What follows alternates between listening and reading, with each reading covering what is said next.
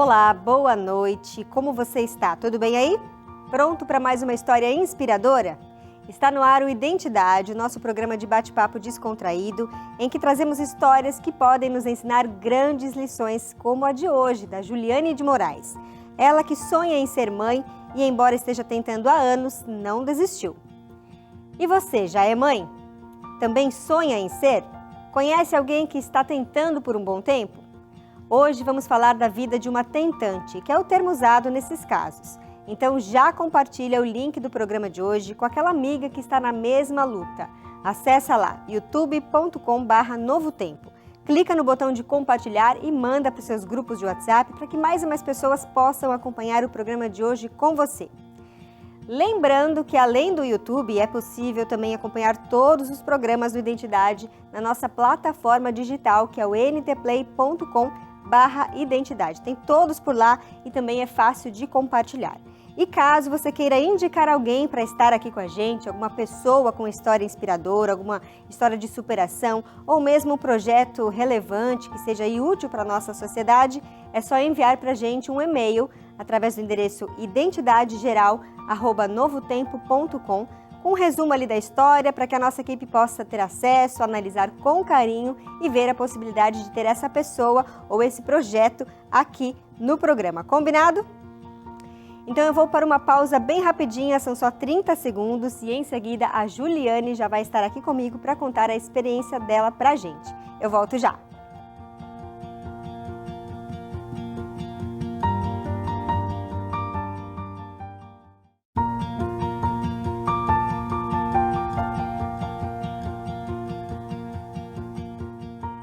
Juliane de Moraes sempre teve um ciclo menstrual irregular, desde nova. Mas os exames estavam sempre normais. Casou aos 26 anos, mas esperou ter uma estabilidade financeira para poder aumentar a família. Aos 31 anos, ela e o marido, bem estabilizados, deram então o start nas tentativas. Depois de um tempo sem sucesso, procurou uma ginecologista, passou ali os exames básicos, porque Juliane era nova, não devia ter nada demais e os exames estavam realmente normais.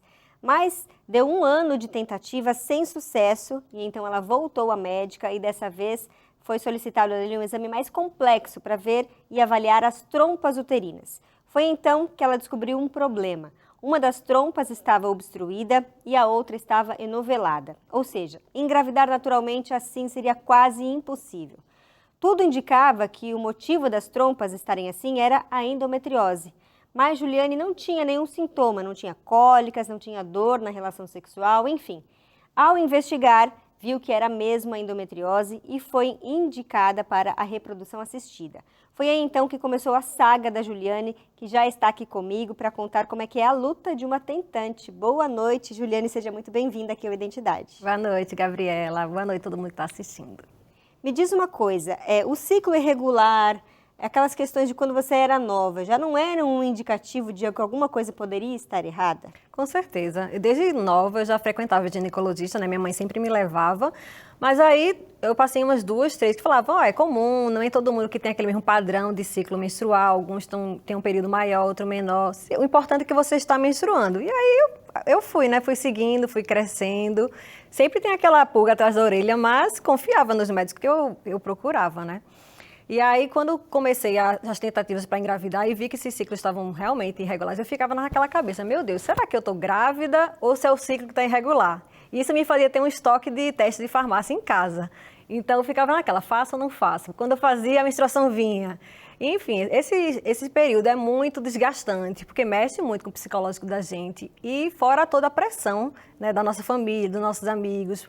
Porque a falha é você dizer que está tentando engravidar. Porque aí ficam, e aí, cadê o bebê? Aí a pressão aumenta ainda mais, né? É pior ainda, exatamente. E aí você fica naquele... É um misto de sentimentos, né? Ansiedade, sentimento de impotência também.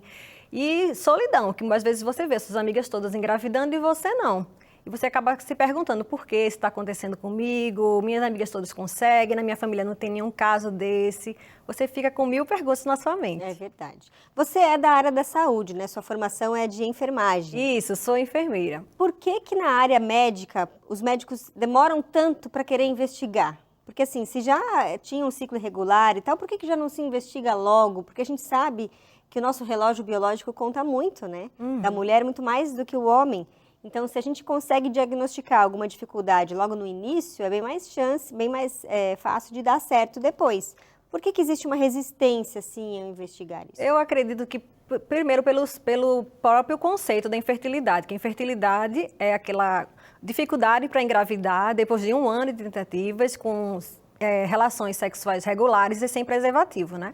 Então, esse 1 ano é a janela que eles usam para você tentar. Então, foi o que aconteceu comigo. Quando eu fui procurar ajuda com 6 meses de tentativas sem conseguir, ela falou, não, você está nova, tem que esperar 1 ano para poder realmente investigar. Então, acredito que vai muito por aí. Agora, claro, tem a questão do nosso relógio biológico, né, que a gente sabe que a gente não pode ficar tentando muito tempo, mas acredito que é despreparo também de alguns profissionais. A gente sabe que essa área de reprodução é bem específica e nem todo ginecologista está apto para lidar com aquilo. Só que o correto seria ele lhe encaminhar, ver qualquer dificuldade, ele encaminharia para um profissional, né, desse de reprodução humana assistida, e não é o que sempre acontece. Você chegou a fazer a cirurgia para desobstruir ali as trompas e não deu muito certo. Depois dessa cirurgia, o médico falou, olha, é melhor você procurar realmente ajuda mais especializada. Qual foi a sua reação? Pronto, esse foi o momento que eu fiquei mais, assim, impactante, que eu recebi realmente o diagnóstico de infertilidade. Porque quando eu vi o exame, que uma trompa estava obstruída e a outra enovelada, tinha uma pequena chance ali, mas tinha. Mas quando eu fiz a cirurgia e eu vi que as 2 trompas já estavam obstruídas e por endometriose, foi como fosse ali aquela chave final. Olha, realmente você é infértil. Então aquilo mexeu muito comigo, eu fiquei muito mal. Eu não vou te dizer que entrei em depressão, mas eu fiquei assim, como fosse à beira da depressão. E até meu marido falou, você não está bem, você está chorando muito. Eu chorava todos os dias, me perguntando por que eu tenho que passar por isso. Eu acabava me culpando também, assim, porque passei muito tempo, devia ter procurado uma ajuda especializada logo, mas hoje eu vejo que não é minha culpa, né? É porque realmente não fui bem conduzida, nem todos os profissionais orientam a gente assim. E aí, é isso, esses sentimentos que eu falei, de ficar se sentindo triste, impotente, procurei ajuda psicológica, que foi muito importante para mim, para eu poder caminhar nessa jornada de uma forma mais leve, poder entender cada sentimento desse, né, e acabar me entendendo, me autoconhecendo, na verdade. Eu ia perguntar justamente da ajuda psicológica, porque quando a gente faz um tratamento como esse, que é complexo, a fertilização in vitro, mexe muito com o nosso emocional. Muito. E se a gente não cuida, né, e até é curioso, as pessoas às vezes falam assim, desencana, né, apaga a cabeça. Como, né, não tem um botão que desliga, fala, não vou mais pensar nisso. Se você está tentando, se você está naquela luta, não tem como você não pensar nisso. Eu falo porque também passei por isso, né, já falei aqui em alguns programas, eu também fiz uma fertilização in vitro, e assim, primeiro eu vi que eu tinha um ovário atrofiado. Aí, na cirurgia da endometriose, o médico viu e falou, olha, investiga melhor aí, um ovário atrofiado. Depois eu descobri uma trompa obstruída no lado oposto. Então, não tinha um lado completo, era uma coisa ruim de um lado, outra coisa ruim de outro lado. E aí, descobri o útero bicorno. Aí eu falei, pronto, tô toda zicada, não vou conseguir. O útero bicorno também dificulta um pouco mais, porque ele não chega a ser septado, o meu assim, mas ele é mais abaulado, então tem menos espaço para o bebê nascer, né? Se desenvolver lá dentro. Então, o chão vai caindo, assim, você vai ficando sem chão e você vai vendo sem saída, né? E agora, Senhor, o que eu vou fazer? Mas a gente está tentando, né, Juliane? Isso. E não desistindo, que é importante. De um jeito ou de outro. Você, inclusive, está se habilitando para a adoção, porque você já tentou algumas fertilizações, né? Isso. Conta um pouquinho do processo das fertilizações. Então, eu já fiz 2 fertilizações, só que o processo não é só a fertilização em si, é o preparo para transferir esse embrião. Então, na última fertilização foram 9 preparos. Então, imagina, cada preparo você faz 8 a 9 ultrassons, toma medicação, tem toda aquela expectativa, todos aqueles sentimentos envolvidos de você ficar, e aí, será que eu estou positivo ou não? Vou mais com o pé no chão?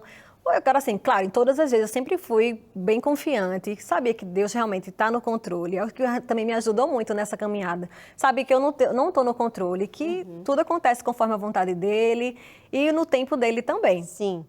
Você falou do preparo, porque na verdade o endométrio ele tem que ter uma espessura específica para poder o embrião fixar ali, não é isso? Isso, o endométrio é a camada que reveste o útero, né? É ali que o embrião vai se fixar. Então, a gente precisa tomar algumas medicações para que esse endométrio cresça e esse embrião possa se fixar e se desenvolver ali. Então, muitas vezes eu tinha o chamado endométrio fino. Esse endométrio ele não espessava, mesmo com medicações. Aí eu tentava fazer ciclo natural sem medicação, às vezes vingava, às vezes eu não vingava. E aí eu fiz 4 transferências de embrião e todas as transferências eu tive um beta positivo. Só que essa gestação ela não se desenvolve. Quando eu repetia o exame, ele começava a cair. Então, eu não consegui nem ter um negativo nas transferências. Eu tinha um positivo, mas eu não conseguia evoluir. Então, isso que também mexia muito comigo, né? Você vê ali a esperança e, de repente, ela vai se esvaindo. Assim, Exatamente. E aí, como veio pandemia e tudo, acabou que o tratamento foi mais longo do que deveria. Foram 4 anos só nesse processo de fertilização, de preparo de endométrio, de transferência de embrião.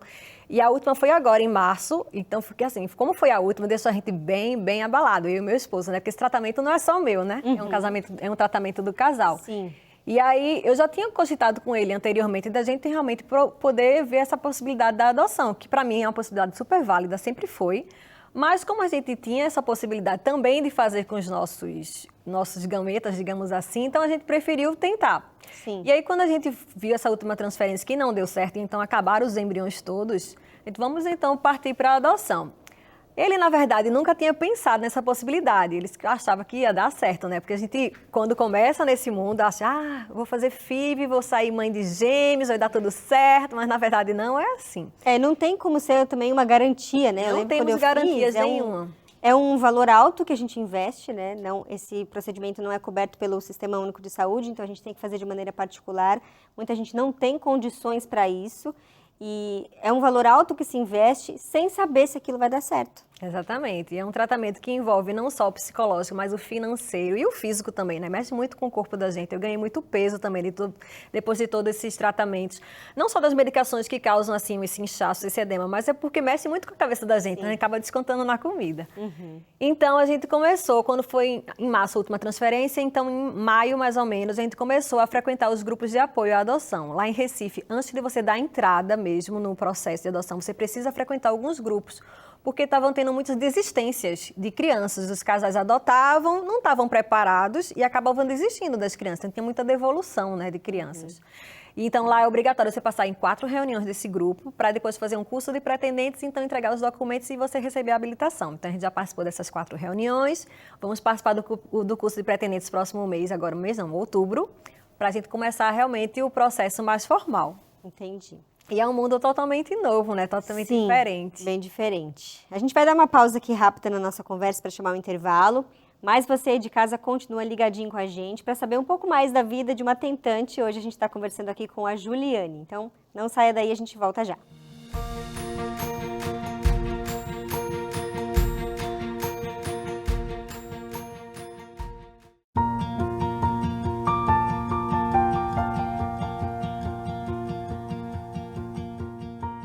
Identidade de volta nesta noite conhecendo a história da Juliane de Moraes, uma tentante, que é o termo usado para as mulheres que estão tentando engravidar por mais tempo ou tentando ser mãe de alguma forma, né? Fazem algum tipo de tratamento em clínicas de reprodução também.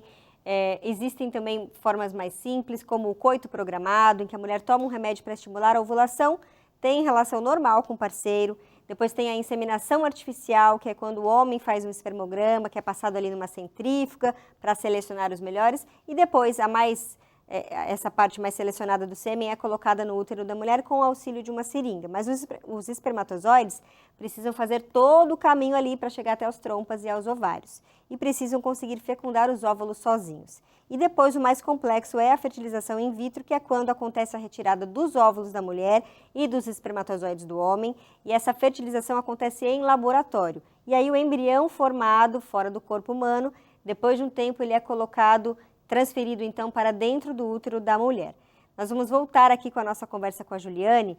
Na sua primeira FIV, Juliane, você comentou comigo que não tinha condições financeiras para bancar tudo e fez um procedimento um pouco diferente, que é doar os seus óvulos, né, ou já o embrião, para outra mulher que custeia parte do seu tratamento, é isso? Isso mesmo, tem um programa chamado Ovodoação Compartilhada, que tem muitas clínicas no Brasil, em que algumas mulheres mais velhas ou que passaram por câncer nos ovários, tem algum problema ali na questão da qualidade dos óvulos e precisam recorrer a esses óvulos doados. Então, essas mulheres, elas acabam bancando o tratamento de outras mulheres que vão doar. Então, mulheres que não tenham nenhum fator aí nos ovários, não tenham nenhuma doença genética, nenhuma doença sexualmente transmissível. Então, o que aconteceu comigo? Como me falaram dessa opção, eu achei muito legal. Primeiro, eu fiquei um pouco assustada. Meu Deus, vou doar meus óvulos. Mas, na verdade, os óvulos não são vidas, né? São células que a gente perde todo mês. Milhões, várias células ali. E aí, recorri a esse programa, a gente se cadastra, você coloca ali seu perfil, a receptora, que é a pessoa que está ali bancando o tratamento, ela não lhe conhece, ela não pode, se realmente tem lei sobre isso. É confidencial mesmo, por um confidencial, propósito. Exatamente. Né? E a clínica que ela faz esse intermédio aí, procura pessoas com as características físicas parecidas com a receptora, vê ali seus exames todos, se você está ok, se você tem uma reserva boa também para fazer essa doação. E aí eu consegui me cadastrar, em questão de 15 dias fui chamada, conseguiram uma receptora assim com as mesmas características que as minhas e fiz a doação. Mas no final das contas, porque assim, a gente doa e aí a gente divide essa quantidade, né, de óvulos. Eu fiquei com 7, ela ficou com 7, aí alguns fertilizam e outros viram embriões. É como se fosse um funil mesmo. Não quer dizer que eu tive 7 óvulos que vou ter 7 embriões. Sim. E aí, essa primeira FIV foram 7 óvulos, 4 embriões, eu mandei para análise genética, então ficaram só 2, e eles estavam alterados cromossomicamente, né? Então não pude transferir dessa vez. Aí eu tive que fazer uma outra FIV. Que foi em 2019? Foi em 2000, essa primeira foi em abril de 2019, aí depois eu me organizei e fiz uma outra em outubro de 2019, 6 meses depois, né, praticamente. Sim.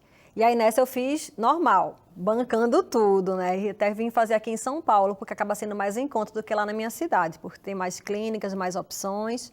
E aí nessa outra eu tive 9 óvulos, dos 9, 7 fertilizaram e 7 embriões. Então foi até uma quantidade legal, né? Mas infelizmente não consegui, né, ter o bebê nos braços. Sim.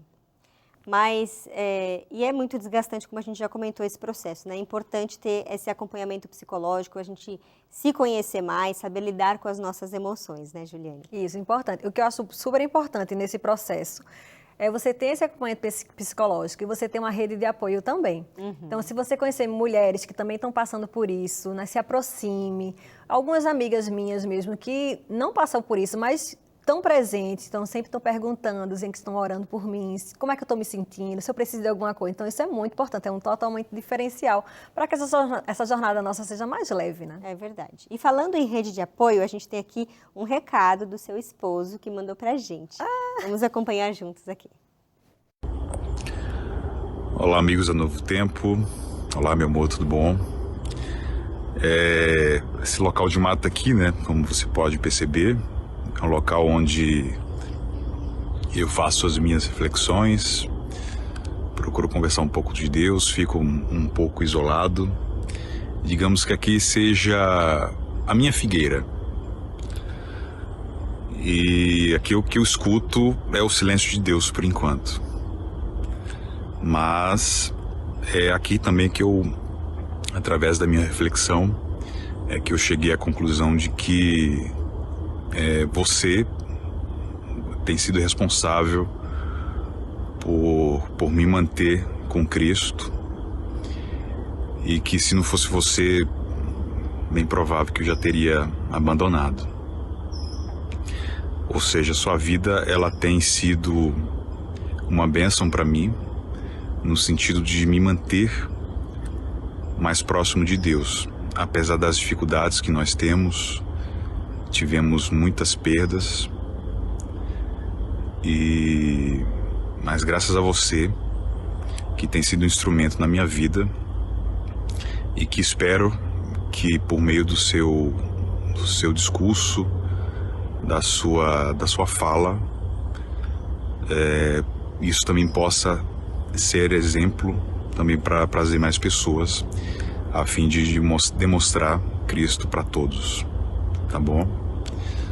Eu te amo muito e que Deus possa te abençoar mais ainda.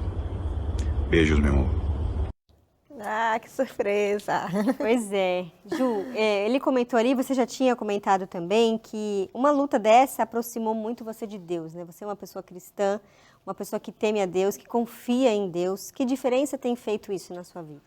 Acho que a partir do momento que eu descobri a questão da infertilidade, a gente acaba orando mais, né? Buscando mais. No início a gente fica se perguntando, né? Por que eu tenho que passar por isso? Com isso ninguém que passou por isso. Como é que eu vou fazer para pagar essa FIV? Mas eu acho que essa questão de você se dedicar mais tempo lhe aproxima mais realmente dele. E às vezes nas minhas conversas mesmo que eu faço com ele, eu fico perguntando, meu Deus, se o propósito de passar por isso tudo for me aproximar mais de ti, já valeu a pena, né?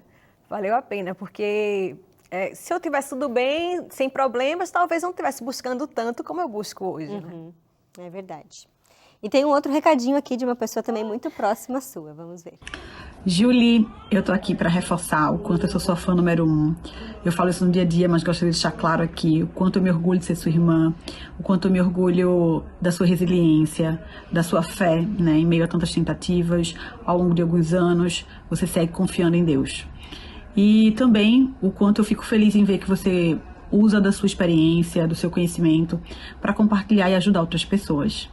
Quero que você saiba que eu, Matheus e Helena, a gente segue orando incansavelmente e torcendo para que o milagre de vocês chegue muito em breve no lar. Amamos muito vocês. Beijo grande. Como é bom ter esse carinho, né? Isso Demais, faz realmente toda a demais. diferença. Você já comentou com a gente que está se habilitando ali para a questão da adoção. E a Tati, a sua irmã, pincelou ali que você usa das suas redes sociais para ajudar outras mulheres. Então, você criou um perfil no Instagram, pode falar um pouquinho para a gente, no TikTok também, que é o Infertilidade Sem Censura, para deixar esse assunto sem tabu, porque é um assunto que muitas vezes a gente não toca muito, né?